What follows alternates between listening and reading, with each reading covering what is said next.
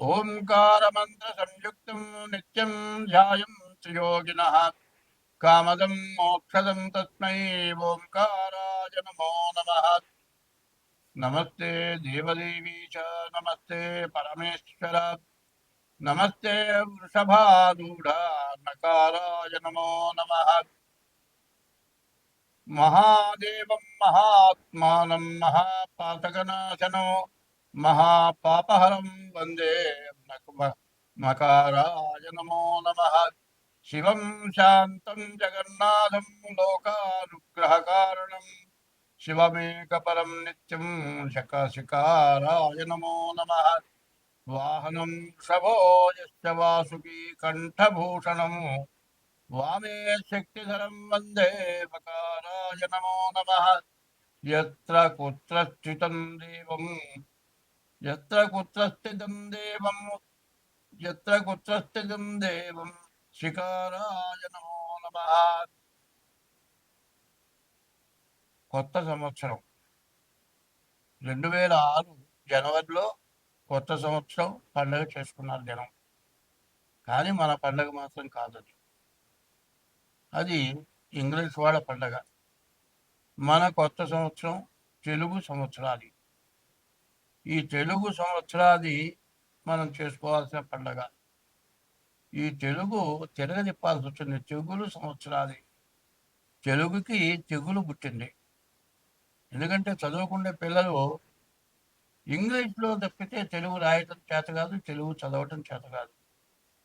అసలు తెలుగు అంటే, తెలుగు సంవత్సరం అంటే ఎందుకు ఈ పండగ, అసలు తెలుగు సంవత్సరాది పండగ చేసుకోవటం అంటే ఏమిటి, మరి ఎందుకు చేసుకోవాలి, తెలుగు సంవత్సరాది పండగ చేస్తే మనకు వచ్చే ప్రయోజనం ఏమిటి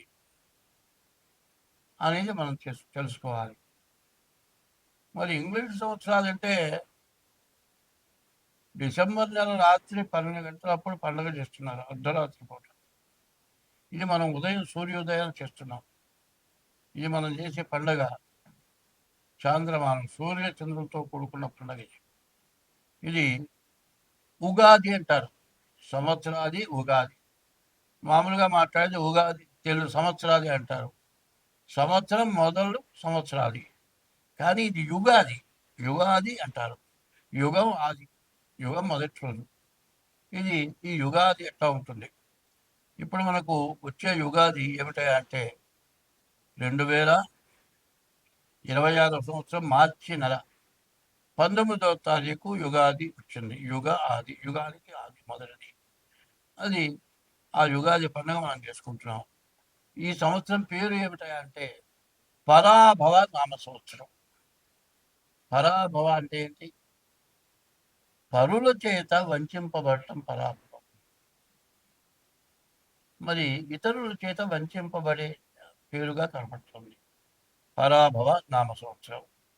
ఇప్పుడు మన భారతదేశానికి కూడా అదే సమస్య తయారైంది. మరి ఈ భారతదేశం ఎటువంటిది? ఈ భారతదేశం ఎట్లాంటిదంటే ఎప్పుడు కూడా దైవాన్ని నమ్ముకున్నటువంటి వ్యక్తులు, దైవం మీద నమ్మకం ఉన్నవాడు, మంచి మీద నమ్మకం ఉంది. మన నుంచి ప్రతి జీవరాశిని కూడా దైవంతో సమానంగా చూస్తున్నాం. 84 లక్షల రకాల జీవరాశులు ఉన్నాయి. ఈ 84 లక్షల జీవరాశుల్లో కూడా ఆకాశంలో తిరిగేవి 21 లక్షలు. భూమి పైన చెట్లతో సహా 21 లక్షలు. భూమిలో పద 21 లక్షలు. సముద్రంలో 21 లక్షలు. 4 84 లక్షల జీవరాశులు. మన ఈ భారతదేశంలో ఉన్నటువంటి ఈ హిందూ సాంప్రదాయం యొక్క లక్షణం ఏంటంటే ఏ జీవరాశిని కూడా హింసించడం మన ధర్మం కాదు. హింసకి దూరంగా ఉండటమే మన ధర్మం. మరి హింసకి దూరంగా ఉండటం అనేది శాకాహారం తింటమే జరుగుతుంది. శాకాహారం కూడా ఒక రకంగా హింస. ఎందుకంటే ఒక పండు ఉంది, దాని విత్తనం వేస్తే మొక్క వస్తుంది. మొక్క వచ్చిందంటే జీవం ఉన్నట్టే. మరి మన హిందూ ధర్మంలో పండి రాలిపోయిన ఆకులు తింటే హింసకి దూరంగా ఉన్నట్టు. అటువంటి మనస్తత్వం గల మరి మతం మన హిందూ మతం. ఈ హిందువులు ఈ భారతదేశంలో ఎవరిని హింసించేటువంటి లక్షణాలు లేవు. ఎవరిని ఎందుకు ద్వేషం లేకుండా ఉంటాం.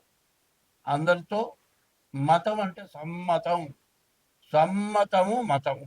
ఈ సమ్మతం అంటే అందరితో కలిసి ఉండటమే సమ్మతం.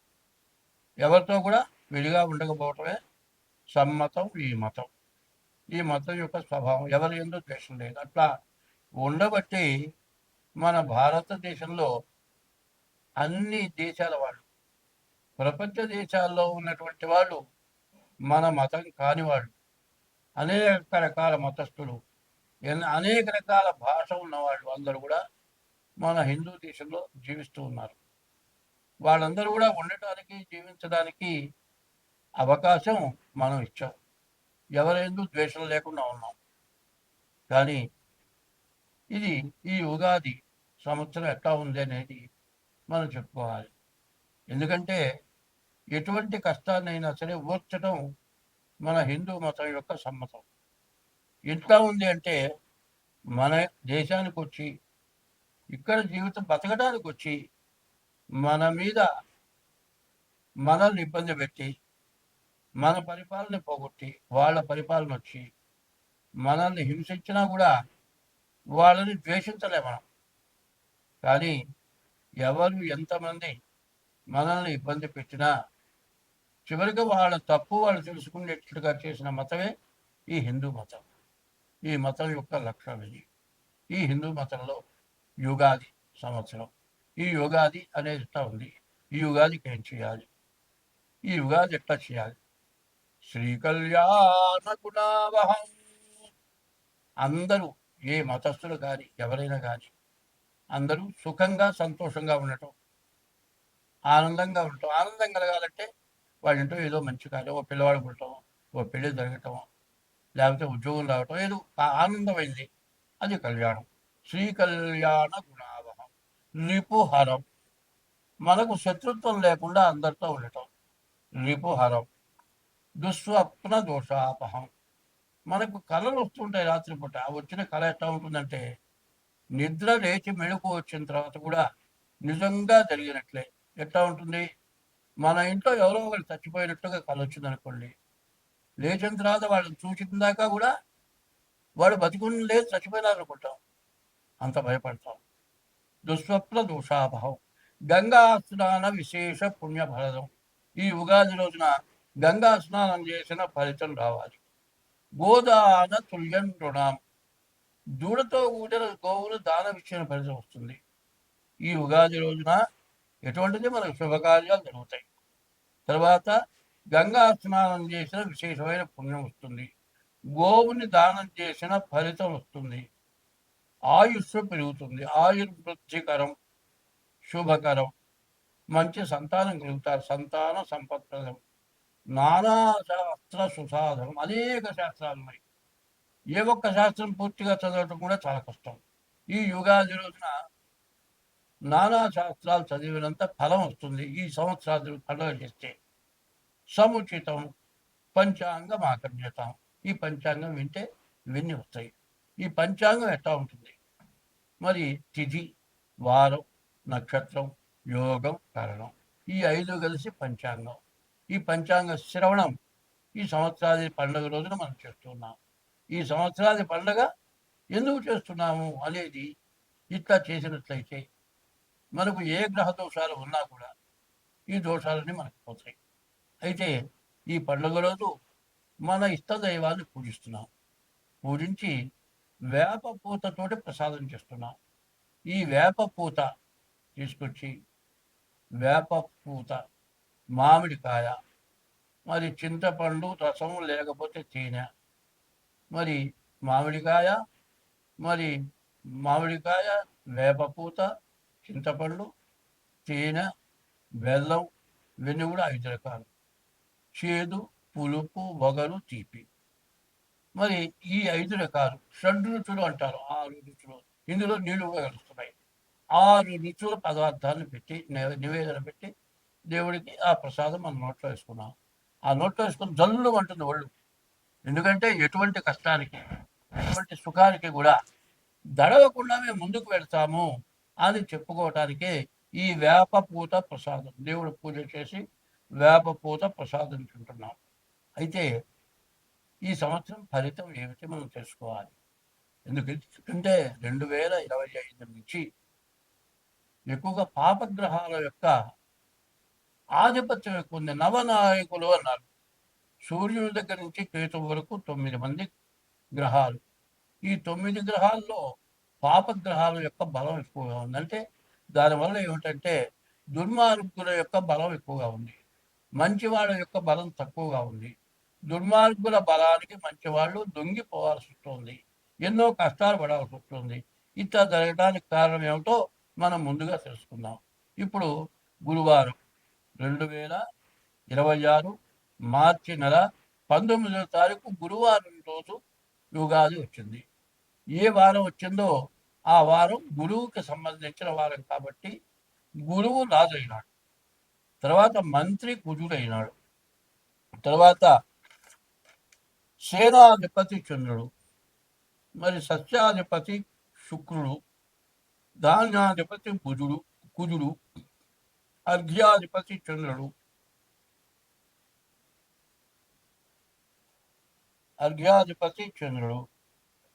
ఇట్లా మేఘాధిపతి చంద్రుడు, రసాధిపతి సూర్యుడు, నీరసాధిపతి శుక్రుడు, ఇట్లా ఈ 9 గ్రహాలు వచ్చినాయి. ఈ 9 గ్రహాల యొక్క ఆధిపత్యం వచ్చింది. దీనివల్ల మనకు వచ్చే ఫలితం ఏమిటి? గురువు రాజవటం చేత, గురువు బ్రాహ్మణ జాతి గ్రహం కాబట్టి ఎవరు ఏం తప్పు చేసినా వాళ్ళ మంచే కోరుతారు. ఇప్పుడు రాజు యొక్క స్వభావం ఏంటంటే చెప్పిన మాట విని దండెత్తడం జరుగుతుంది. అన్ని కళ్ళతో చూడటంలే. కానీ రాజు గురువు అవటం చేత బ్రాహ్మణ జాతి గ్రహం అయిన తర్వాత ఎవరు ఏది చెప్పినా కూడా దాన్ని విచారించి వాళ్ళని మరణశిక్ష వేసే వాళ్ళని కూడా మరణశిక్ష వేయకుండా వాళ్ళ తప్పేదో తెలియచేసి వాళ్ళని బాగా చూడటం, ప్రపంచాన్ని చక్కగా పరిపాలించటం రాజు అయినటువంటి గురువు యొక్క లక్షణం. ఈ సంవత్సరం రాజు గురువైనాడు.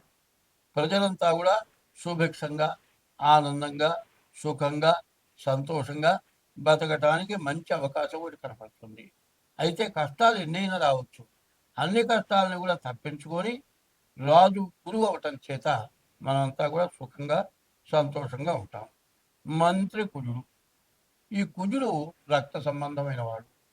దీనివల్ల ఈ మంత్రి కుజుడైతే కలహాలు, తగాదాలు, యుద్ధాలు, అగ్ని భయం, దొంగల భయం, వర్షాలు మధ్య మధ్యగా కురుస్తాయి, ధాన్యాదులు అన్ని కూడా ప్రతివి కూడా ధరలు పెరుగుతాయి, లోహాలు కూడా ధరలు పెరుగుతాయి.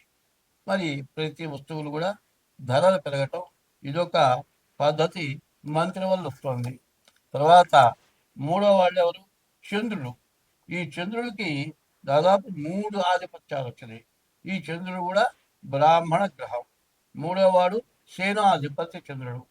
ఈ సేనాధిపతి చంద్రుడు అవటం చేత తెల్లటి ధాన్యాలన్నీ పండుతాయి. తెల్లవిటి అంటే ముందు బియ్యం బాగా పండుతాయి. అయితే బియ్యం బాగా మరి రేటు పెరుగుతుంది. బంగారం, పెట్రోలు, వెన్న, నెయ్యి, పంచదార, నూలు వస్త్రాలు ఇవన్నీ కూడా బాగా ధరలు పెరుగుతాయి. తర్వాత 4వ వాడు సస్యాధిపతి 2026 సంవత్సరం. మరి ఈ సంవత్సర ఫలితాలు 2వ రాశి ఈ వృషభ రాశి. ఈ వృషభ రాశికి వచ్చేప్పటికల్లా మరి 5 గ్రహాలు బాగున్నాయి. దశమంలో రవి, కుజుడు, బుధుడు, శుక్రుడు, శని, గురువు, మొత్తం చెప్పాలంటే 6 గ్రహాలు బాగున్నాయి. 2 గ్రహాలు బాగాలేవు ఈ రాశి వాళ్ళకి. అయితే కాల సర్పదోషం ఒకటి బాగా ఎక్కువగా ఉంది. శని ఏకాదశిలో ఉన్నాడు. ఈ వృషభ రాశి వాళ్ళకి ఇంకా సంవత్సరంన్నర పాటు ఎటువంటి పరిస్థితుల్లో ఎదురు లేదు. కానీ నేను చెప్పబోయేది ఏంటంటే ఈ రాశి కరెక్ట్ ఉన్నా కాదా చూసుకోవాలి. ఎట్లా చూసుకోవాలంటే మరి మరి కృత్తికా నక్షత్రం 2, 3, 4 పాదాలు, రోహిణి నక్షత్రం 4 పాదాలు, మృగశిర నక్షత్రం 1, 2 పాదాలు. ఇవి మీరు పుట్టిన తారీఖు నెల సంవత్సరం దాన్ని బట్టి మీ జాతక రీత్యా ఇది గోచారం అవుతుంది. గోచారం 25 వంతులే. పుట్టిన సమయాన్ని బట్టి లగ్నం వస్తుంది, అది సూర్య లగ్నం, మరి గ్రహచారం అంటారు. ఈ 2 రకాలుగా కూడా జాతకం చూపించుకోవడం చాలా మంచిది. ఇట్లా చూపించుకొని మీరు తగిన శాంతి చేసుకోండి. వ్యాపారం బాగుంటుంది. ఇళ్ళు, ఆస్తులు, పొలాలు కొనుక్కోవడానికి అవకాశం ఉంది. పెళ్లి కాని వాళ్ళకి పెళ్ళి అవడానికి బాగా అవకాశం ఉంది. మరి వాహనాలు అంటే 2 వీలర్లు కానీ 4 వీలర్స్ కానీ ఇట్లాంటివి కొనుక్కోవాలనుకునే వాడికి కొనుక్కోవడం జరుగుతుంది. పెళ్లి కావాల్సిన వాడికి పెళ్ళి అవుతుంది. అన్ని రకాలుగా ఈ వృషభ రాశి వాళ్ళకి చాలా బాగుంది. కానీ మీరు పుట్టిన టైంను బట్టి ఇంకేమైనా తేడా ఉందేమో డేట్ ఆఫ్ బర్త్ ద్వారా జాతకం చూపించుకోండి. మీకు అన్ని విధాలా బాగుంటుంది. స్వస్తి.